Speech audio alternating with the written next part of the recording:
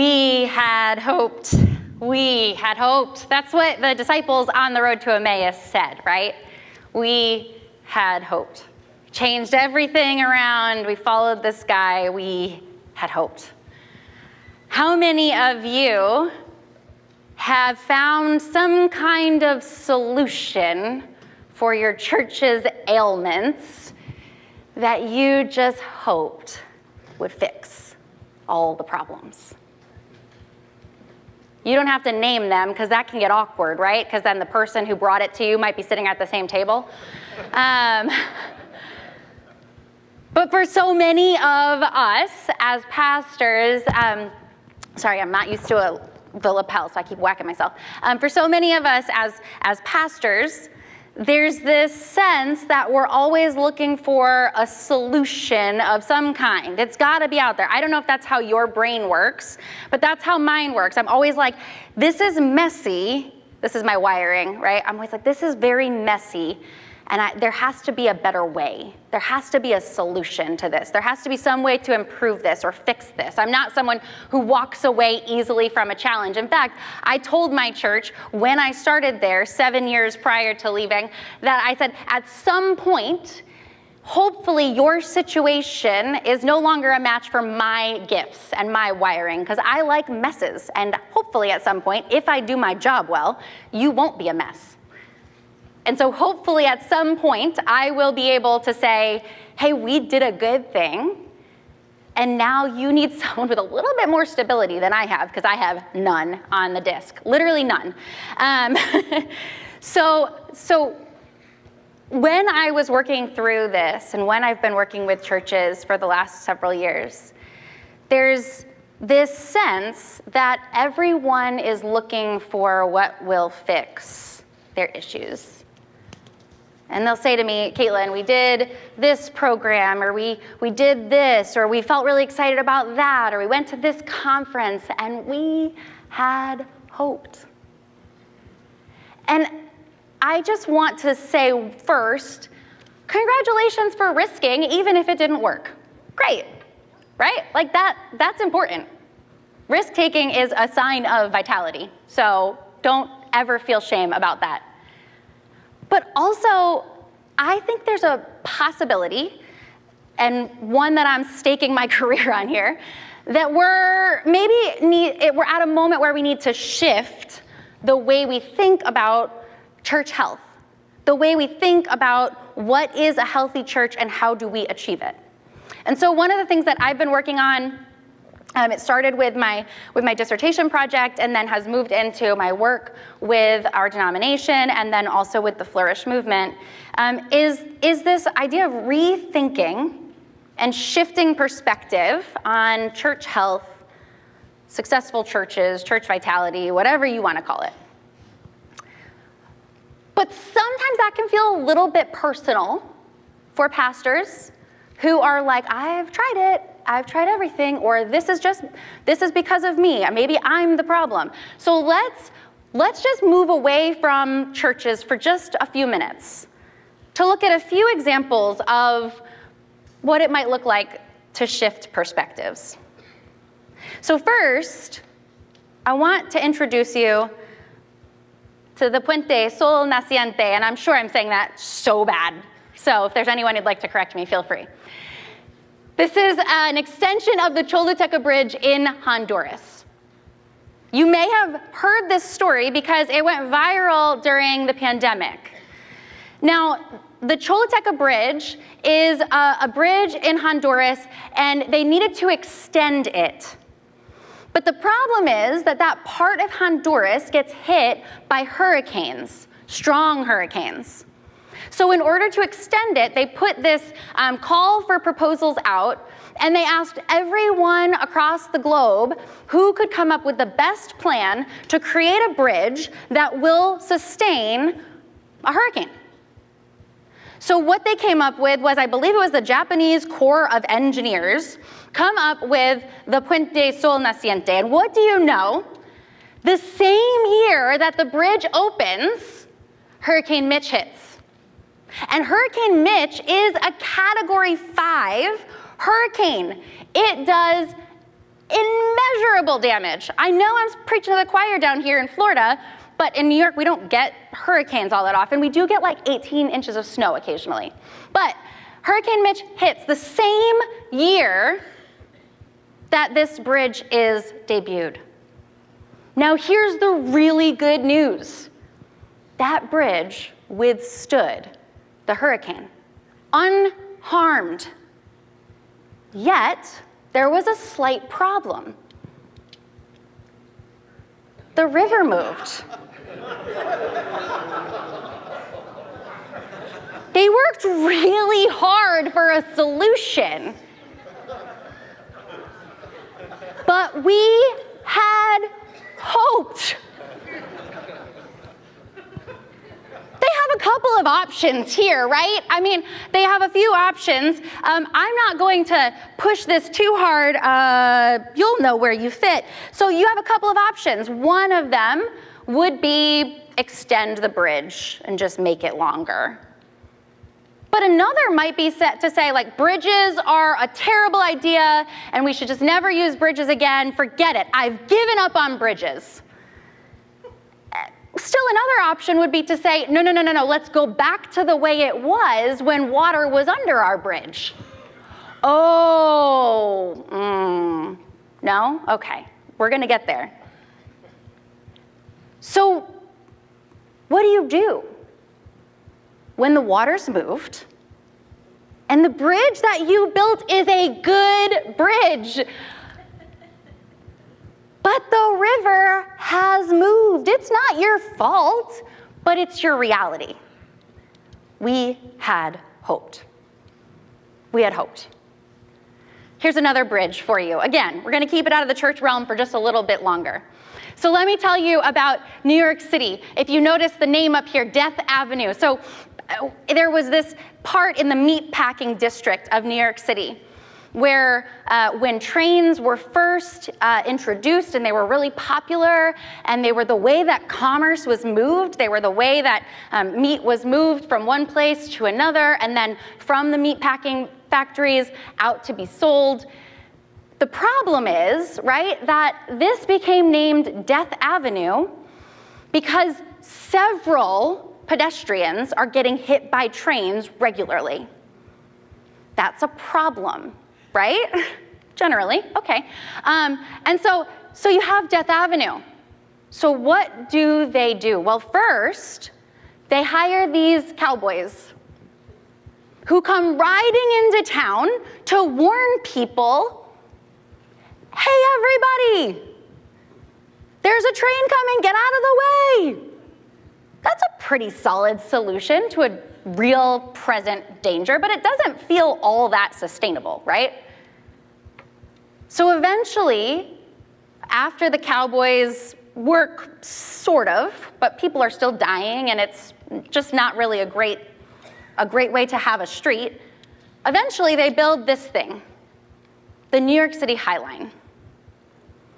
And so they build the High Line that sits above the city, that trains can run across, and hey, no one's dying. That's great, right?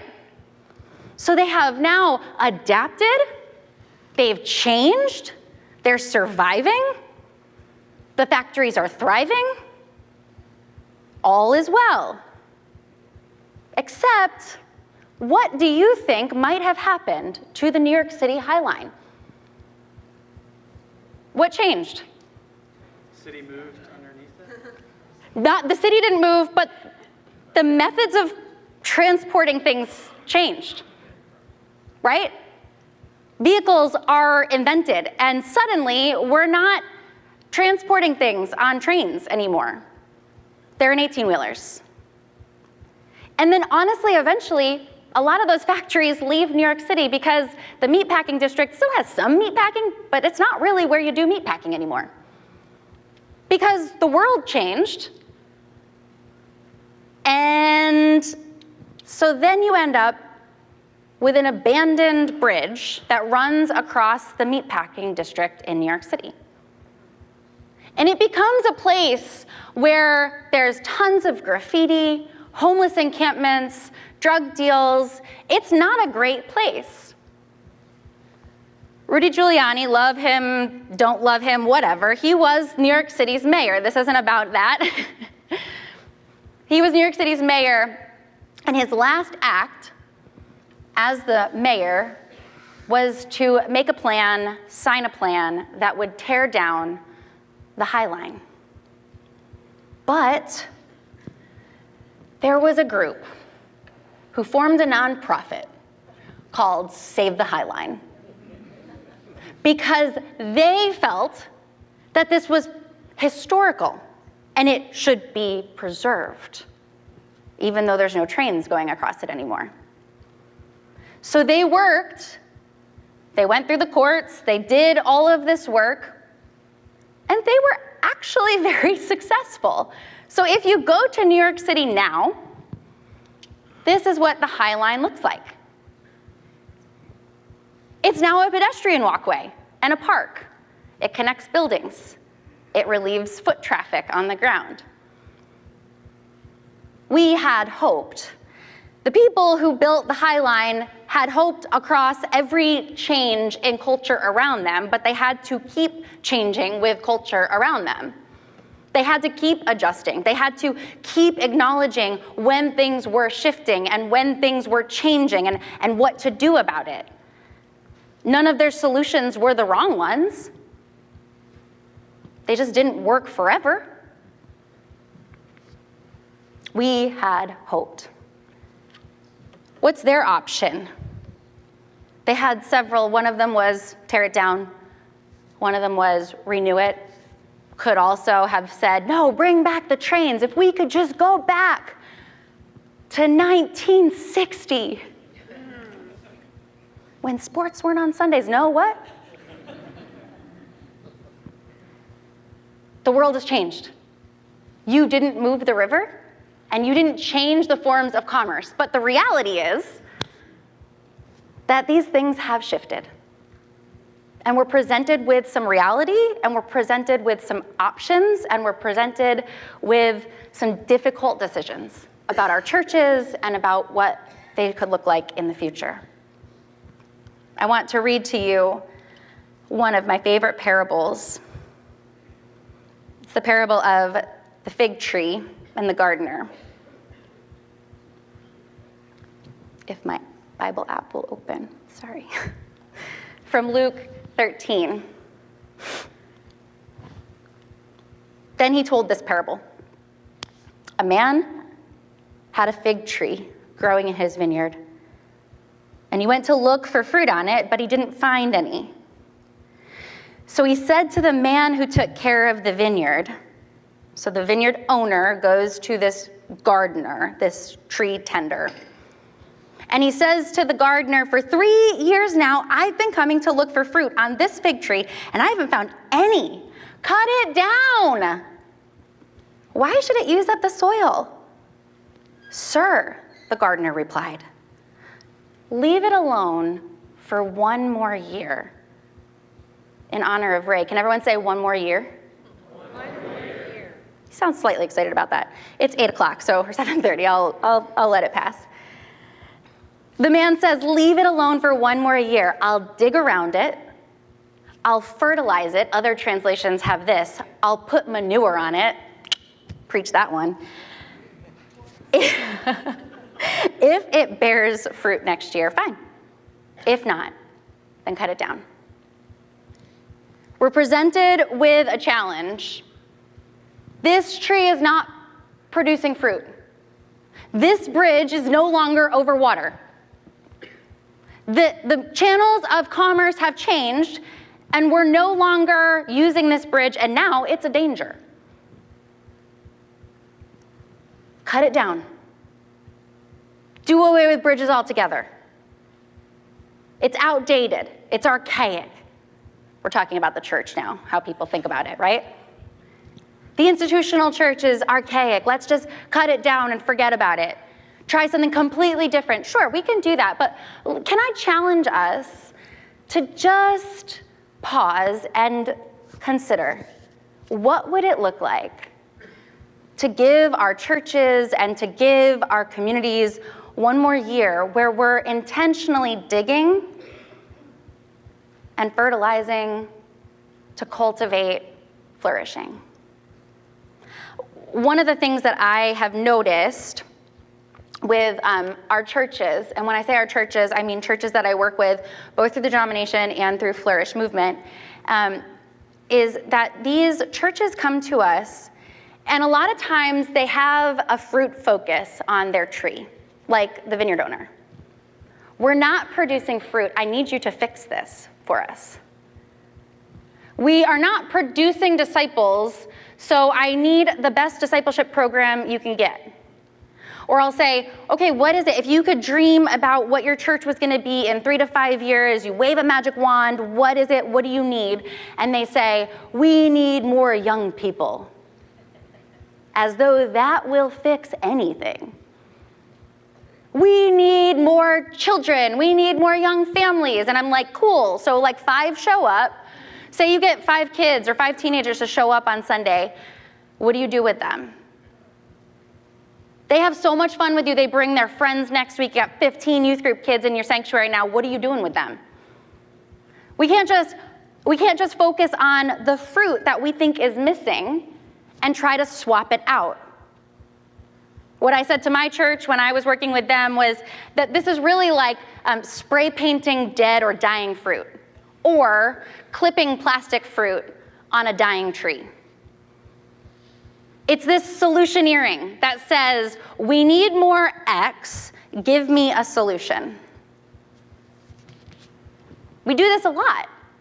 We consider and we think about church as almost like we can just bring it into the shop, find what's wrong, swap it out for a working part, everything's great.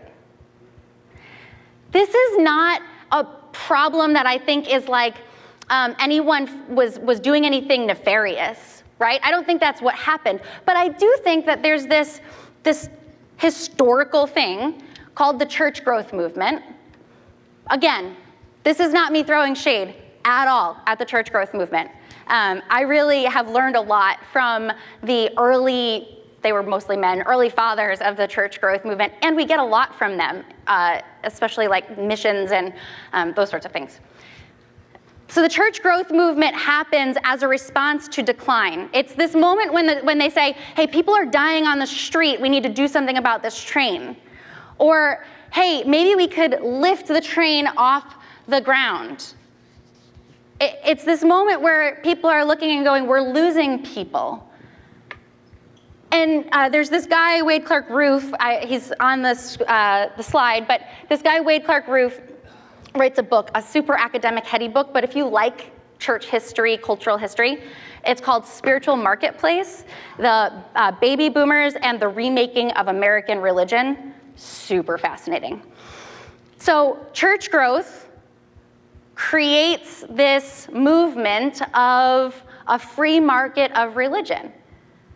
In the same way that the Constitution does not make any, like it creates a free market, free market economically, but it also creates a free market religiously.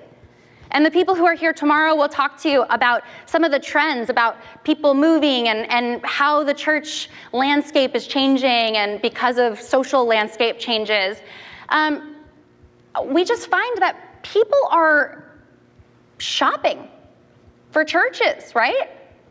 And what does that do to pastors? It turns you into salesmen. Not Walter Brueggemann. What's the other guy? My brain is not processing. He says, it'll come to me. He says that we've turned shepherds into shopkeepers.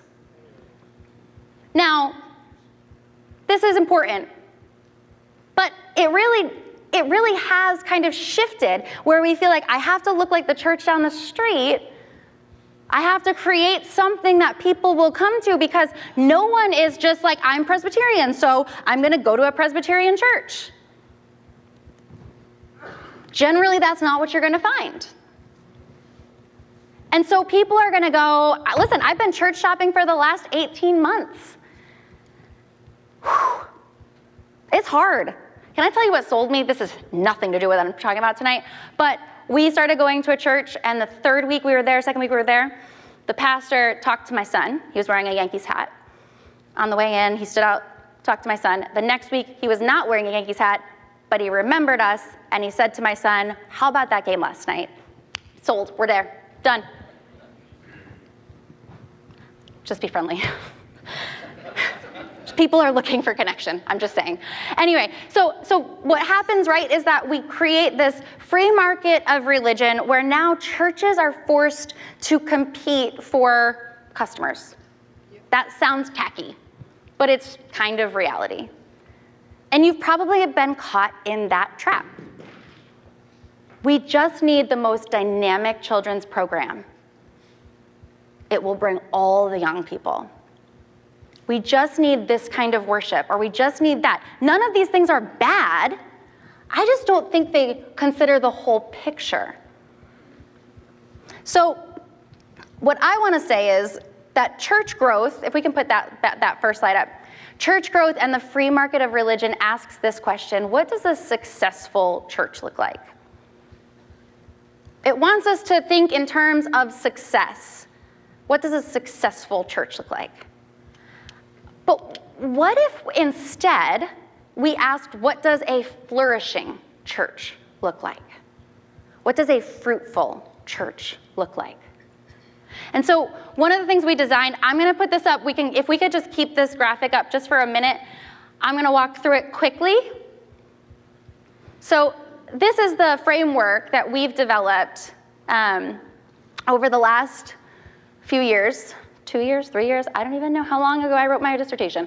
But this is the framework we've developed after doing a lot of research with people who had led transformation and led change and led efforts in their congregations, both with within cohorts and on their own and through programs, some big names, some less big.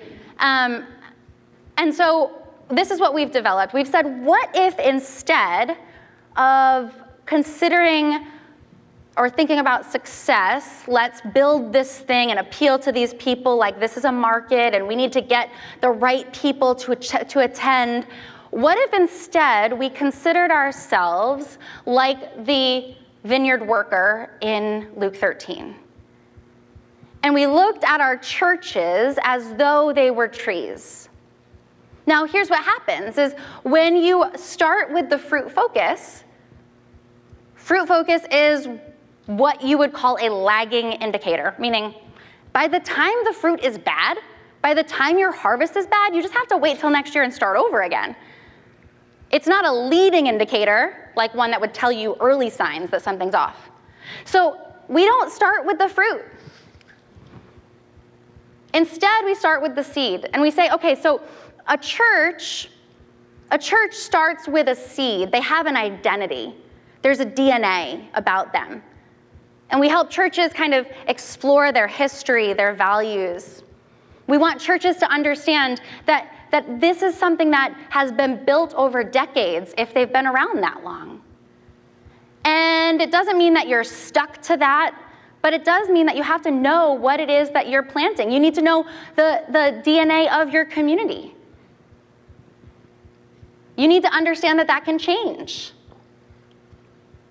So we look at the seed and the identity and the DNA of a congregation, of its people, of its history, of its community.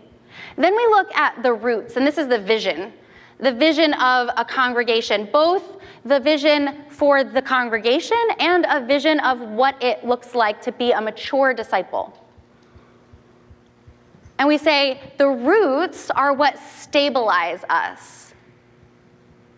They're what stabilize a tree. They're what kind of determines how tall it can grow. So if we don't have well-defined roots, what happens is we say, I just need a better discipleship program, fruit. And then when it doesn't work, it doesn't stick, and no disciples are made, we say, we had hoped. What did we do? Well, I would say let's first ask, what's your definition of discipleship? What's your vision for a new believer? A new believer walks into your church on Sunday, they fall in love with Christ, they give their heart to him, and then they say, what next? What do you hope 5 years from now is true about them because they fell in love with Christ at your church? That's your vision of discipleship. What's your vision of discipleship? If you don't have a vision of discipleship, if you don't have it really clearly defined and you don't know what it is, then how can you work towards it? How can you measure it to know if the fruit is growing appropriately? So we say, okay, so if the fruit issue is discipleship, let's look at the seed, then let's look at the roots. What's your definition? Then we can look at the soil, which is our culture. It's our systems, our processes, our governance. This is really like the soil where you plant. It can either help you grow or it can inhibit your growth. There's different types of soil that different grasses and trees and plants can actually either grow or not grow in. So what kind of systems and processes and governance is right for your congregation? This isn't a one-size-fits-all framework, but that's where we have to look next. Because then it's like, okay, so you get these youth group kids to show up and they bring all their friends because you had so much fun with them. And then you have a youth group. Hooray! Now, do you have systems and processes for how to make sure that your volunteers are safe people to be around? How to reserve space at your church? Real story. I built a youth group in my early 20s. Now, there were a lot of mistakes made. We don't need to go there, but I will say one of them was we would use the church kitchen on a Friday night because I'm bringing these kids in. They're gonna eat. Every Saturday morning I get a call. I did not leave the kitchen the way that the Women's Association wanted me to leave the kitchen. We had a soil problem. We didn't have a fruit problem. We had a soil problem. What do we do about it? How do we work through that? Then we have the trunk. Now, all of those first three are things that are underground work. This is the work that's like below the surface. That's kind of like not that fun to do. For most people, it's not very visible. So your leadership, the trunk, these are the people that are first gonna bring that work above ground and make it visible to the people around you. A trunk is really cool, and I could nerd out about it for a while with you after my research, but I won't. But I will just say this, that the rings, right? They show you like how many years old it is. That's because a trunk is self-replicating. Our leaders finding and making new leaders. That's gonna determine how wide our influence can be. So we have trunk, which is leaders. Then we have branches. This is your ministries, your strategic practices. This is literally just making space for the fruit to hang in your congregation, for the fruit to grow. So in this process, we're saying, hey, all ministries, all work that you do really needs to be intentional. It needs to be intentional because if it's just competing with other things or it's taking up space or it's damaged in some way, it's gonna keep the fruit from growing. So we have branches. Then we have leaves. These are your spiritual practices. These are the spiritual practices of the individual, the leaders, the congregation. This is the power source, the energy source for the congregation. There are a lot of transformation programs that will give you a lot of solutions and strategy and say, I was part of one of them, and say, well, the spiritual stuff is just assumed. You're a pastor. And I'll say, okay, well, I was burning myself out for your approval and your applause, right? I didn't think about this. I was just so focused on the strategy. And maybe that's a me thing, but it feels really important to put in here that the spiritual practices of a congregation are what's going to allow it to go the long haul. And then finally, we get to the fruit. Now, here's what I've discovered studying this stuff for the last couple of years. This is my favorite example of why you can't just look at the fruit and say, why isn't it growing?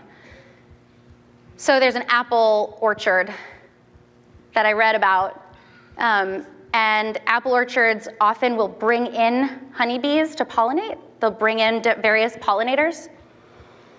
And there's a way, are there any like apple farmers here who know how you can tell if an apple is been fully pollinated? No? Me neither. I learned. If you split it open, it has to have a certain number of seeds inside. It has to have a certain number of points on the bottom. If those things are not there, you can guarantee that that was not touched by enough bees, pollinators. So this apple orchard brings in all of these pollinators and says, okay, great, they're gonna pollinate and make sure that the fruit grows.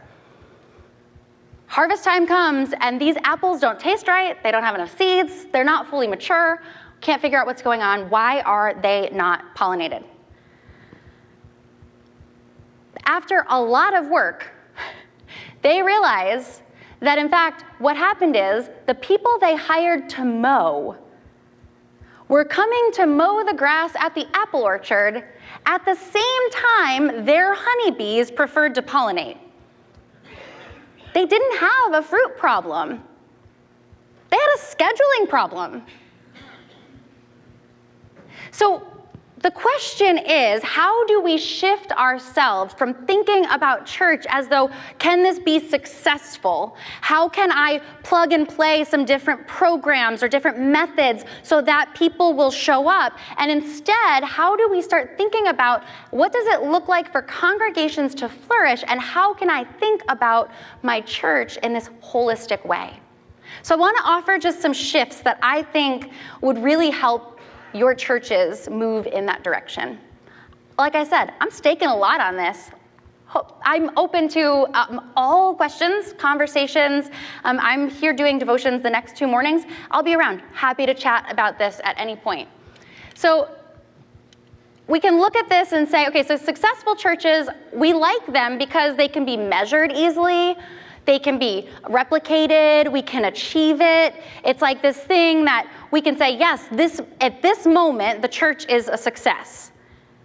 And then I can say, that church was successful with that program. Let me take it and move it to my church. We can get there. And that model is generally led and implemented by the pastor. Flourishing churches, on the other hand, really require more of an engaged measuring. So it's not so easy to just check the boxes and pull reports on giving or attendance. It's going to require contextual application, where you're not going to just say, let me copy and paste this thing, but let me think about what it would look like to do something in that nature here on our tree. And probably the most painful part of all of it is that it really, flourishing isn't something that you achieve and then walk away. Gardeners, orchard owners, this is a rhythm of cultivating that is ongoing. We don't just get our church to one marker and say, well, success. Instead, we have to consider what it looks like for us to lead an ongoing rhythm of cultivating, weeding, digging, fertilizing, pruning.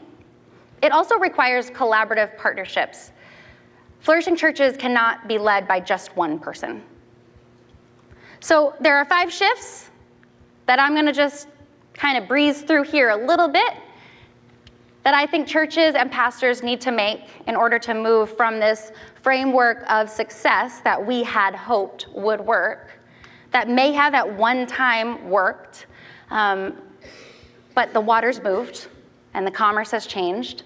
And so what does it look like for us to shift this mindset? And so one, I would say we need to move from a place of certainty to a place of security.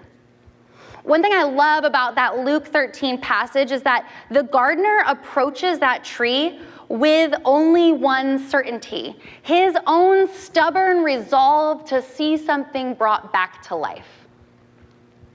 He is not certain at all. And we know that because at the end he's like, and if it doesn't work, you could cut it down. What do I care? He doesn't say, I guarantee you there will be fruit by this time next year.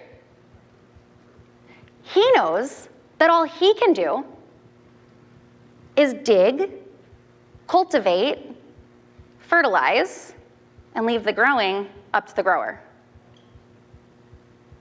There's too much seeking of certainty in the way we often try to lead our churches through change or into transformation.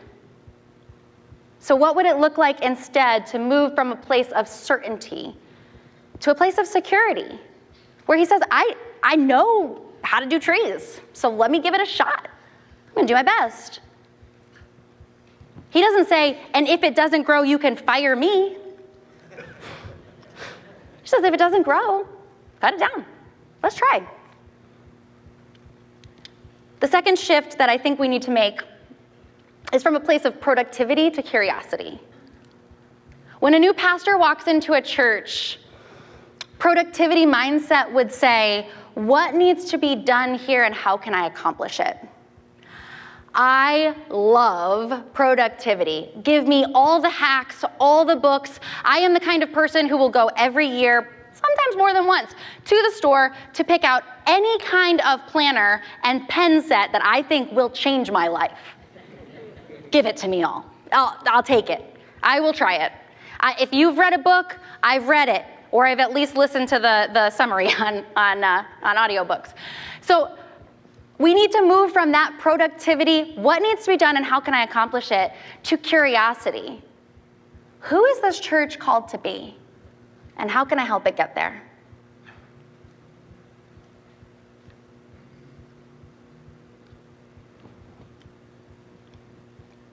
It's less satisfying.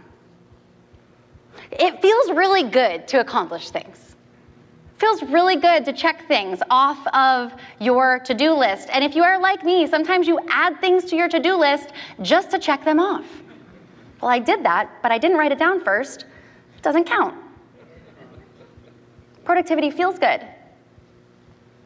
But it's not necessarily what we need in order to cultivate flourishing congregations. We need a curious mindset. The third shift is one that I think will be really hard for churches, and it's a shift from programs to environments. I am not anti-program. I know one of the guys in one of my classes said, I know I'm not supposed to say program. I'm like, it's not a dirty word. You can say program. There are good programs. The thing is, we rely on programs. Why? Because they're like 13 weeks. We can measure who attends. We can redo it. We can replicate it. It's good. But I think the real work that we need to do, instead of just implementing programs, is creating environments where disciples can grow, where transformation can occur. One of the things that I noticed is that programs, they also feel good because they keep people in our building. Ooh. When we create environments where people are being transformed so that they go out and share their stories, oh man, it's a bummer when you don't have people sitting in front of you all the time. One of my favorite stories about leading in Cohoes, where I was, is that there was a season where I was really encouraging people to live on mission. We did this whole series on story. If you notice, I love stories. So we did this whole series on the hero's journey and its relationship to discipleship and how we can tell our stories and how we can have spiritual conversations. And I was really challenging people to go out, right? To not just be always among Christians, because then how does the gospel spread if no one is ever around non-Christians?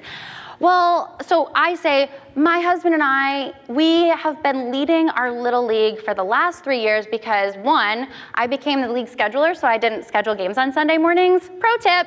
But also I noticed that none of those people attended church.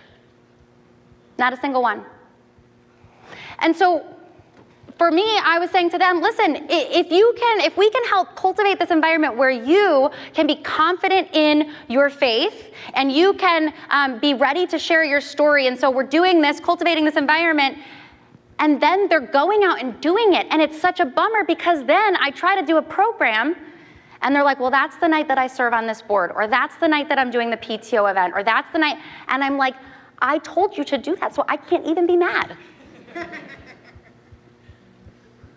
It's hard to move from programs to environments because we like programs because they're easily replicated, easily measured. But what does it look like to assess, to dig, to fertilize, to cultivate an environment where transformation can actually take place? The fourth shift is a move from metrics to meaningful measures. See, metrics can provide useful information, but they often provide it too late. There's nothing wrong. You should measure things like, giving and attendance. Those are helpful measures. They're helpful metrics, but they don't tell the whole story. The problem is that meaningful metrics, as I've defined them, they're hard. They're more qualitative. So if I'm doing a year where I'm trying to encourage people to tell their stories, and I'm saying, here's what we want everyone in this congregation to share their faith story or to share part of their spiritual journey with an unbeliever at least 4 times this year. That's all I'm asking, once a quarter. That was it. How do I measure that? I can't really put that on an annual report that easily. But what I can do, and what I did do, was create a place. I've seen people use ping pong balls or leaves or whatever, right?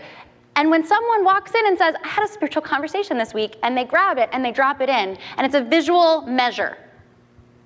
I had people standing up and sharing stories and saying, I talked to my bus driver this week. I see him every day. And this week I stayed on a little longer and I chatted with him about his life. And I told him a little of my faith journey. And she got up and just told that story. What does it look like? That's, again, not easily put on an annual report. It might not be that satisfying. But what does it look like to make meaningful measures? And the last shift is the most important shift. It's this shift in our pastors and our leaders and our denominations that moves and demands a move from mechanic, let me bring my church in, you can diagnose the problem and swap the part out, to gardeners. What would it look like, and some of this language is from a bigger project, so you can, What would it look like for pastors and leaders to move from this sort of strategic visionary type person who's able to fix all the problems, or a shepherding sage who says, we don't need church growth. We're just gonna go like the old, the ancient church, and we're just gonna shepherd people. Both of those are great, but what would it look like instead to press in to this picture of church leaders as gardeners? And not just any gardeners, but the gardener in Luke 13, who looks at their church with a stubborn resolve. Now, for some of you, you might not be able to be the gardener anymore. You might be the vineyard owner, or maybe you have an elder who is a vineyard owner. Or maybe there's someone from higher up that is giving you a hard time. I guarantee you that there are gardeners in your church. I guarantee you that there are people in your congregation who are willing to say, give me 1 year, let's take some time. And so what I want to say, and what I think needs to happen, is that instead of seeking growth is great. It will happen if you are sharing the gospel, right? If new people are coming to know Christ and being baptized, sure. But that can't be the only aim. So what would it look like if instead of success or growth, we started seeking flourishing? What would it look like to look at the fact that the water's moved and the bridge isn't bridging anymore? that things have changed, and this church that you built, or that 3 generations ago built, this church that generations of people have faithfully stewarded, they're not bad. It's not nefarious.